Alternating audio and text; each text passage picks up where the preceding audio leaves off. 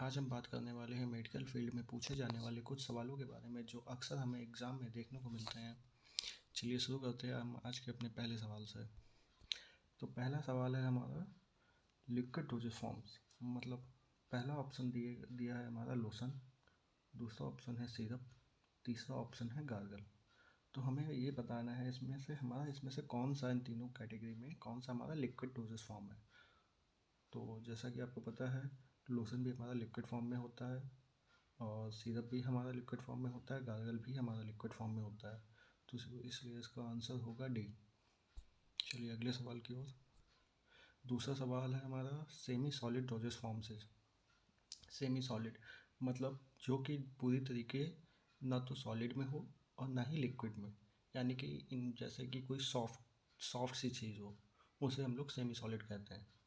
तो पहला ऑप्शन दिया गया है हमारा क्रीम, दूसरा ऑइंटमेंट, तीसरा है बी और तीसरा है हमारा ए एंड बी, और चौथा ऑप्शन है डी जो कि है नन। जैसा कि हम जानते हैं क्रीम जो होती है ना तो हमारी पूरी तरीके से सॉलिड होती है ना ही पूरी तरीके से लिक्विड, जो कि सेमी सॉलिड कैटेगरी में आती है। और बी है ऑइंटमेंट, वो भी हमारा ना तो पूरी तरीके से सॉलिड होता है ना ही पूरी तरीके से लिक्विड फॉर्म में होता है, इसलिए इसका आंसर होगा ए एंड बी।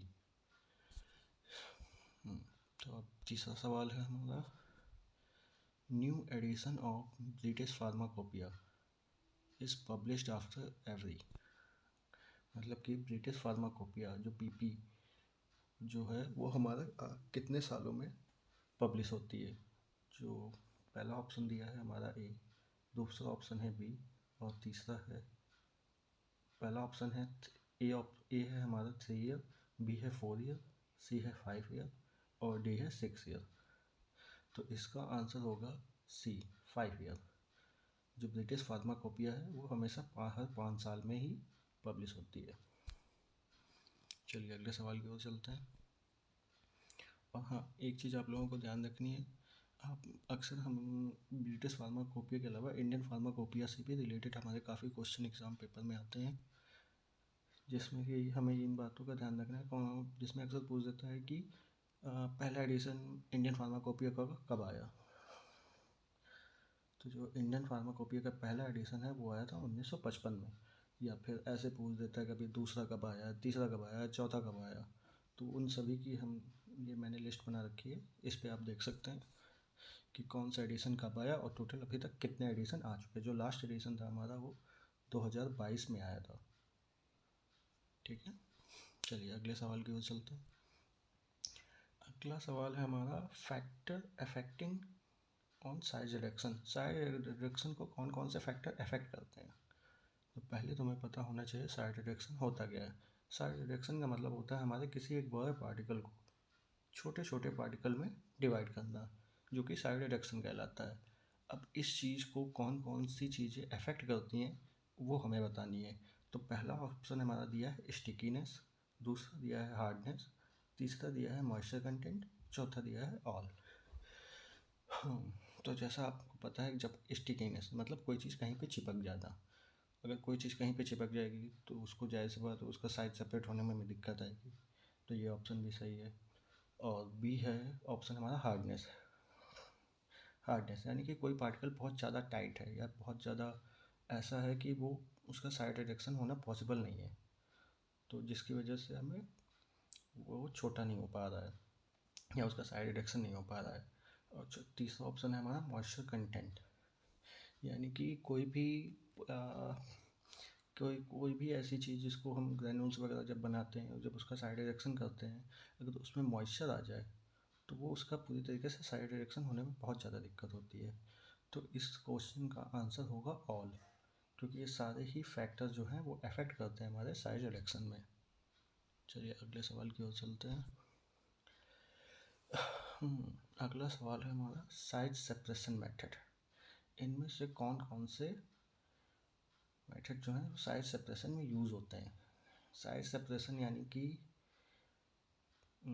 कई सारे छोटे छोटे पार्टिकल या कई बड़े पार्टिकल में से हम कुछ छोटे पार्टिकल्स को अलग करते हैं, या छोटे पार्टिकल में से बड़े पार्टिकल को अलग करना, ये साइज रिडक्शन कहलाता है, साइज सेपरेशन कहलाता है, सॉरी। ठीक है, तो तो पहला हमारा ऑप्शन दिया हुआ है इल्यूट्रिएशन। तो इसमें क्या होता है, ये इसमें हम लोग सेंट्रीफ्यूगल फोर्स के जरिए जो है वो हम साइज सेपरेट करते हैं, यानी कि सेंट्रीफ्यूगल फोर्स को अप्लाई करके हम छोटे पार्टिकल्स को अलग करते हैं और बड़े पार्टिकल्स को अलग करते हैं। ठीक है। दूसरा ऑप्शन है हमारा सीविंग। सीविंग में क्या होता है, सीविंग एक तरीके से देखा जाए तो जैसे हम लोग घरों में यूज करते हैं छन्नी यूज करते हैं आटा वगैरह छानने के लिए। तो जो आटे के छोटे पार्टिकल्स होते हैं वो सारे नीचे आ जाते हैं और जो बड़े पार्टिकल्स होते हैं वो ऊपर आ जाते हैं, तो सीविंग। और तीसरा ऑप्शन दिया है एयर सेपरेटर। एयर सेपरेटर मतलब हम किसी कोई भी पाउडर फॉर्म में चीज़ है, तो अगर हम उसमें बहुत प्रेशर से एयर डालेंगे तो उसके जितने हल्के पार्टिकल्स होंगे वो अलग हो जाएंगे और जो भारी पार्टिकल्स हैं वो वहीं पर रह जाएंगे। तो एयर सेपरेटर मेथड भी हमारा साइज सेपरेशन में यूज होता है। तो इस क्वेश्चन का सही आंसर होगा ऑल। ये तीनों ही हमारे साइज सेपरेशन में यूज होते हैं। चलिए अगला क्वेश्चन देखते हैं। अगला क्वेश्चन है हमारा solid doses form of Ayurvedic of doses form.